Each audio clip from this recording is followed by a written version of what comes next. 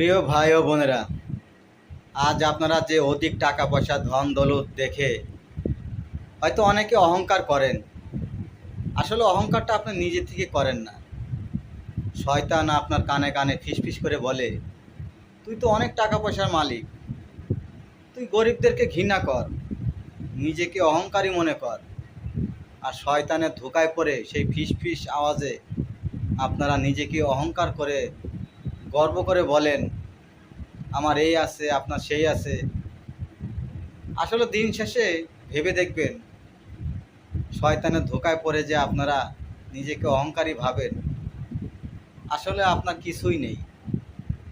যতক্ষণ নিঃশ্বাস আছে ততক্ষণ আপনি অহংকার করতে পারেন, কিন্তু নিঃশ্বাস চলে গেলে শয়তান কিন্তু আপনার কানে কানে আর ফিসফিস করে বলবে না। কারণ শয়তান তখন বুঝে যাবে যে আপনাকে দিয়ে আর শয়তানের কোনো কাজেই আসবে না।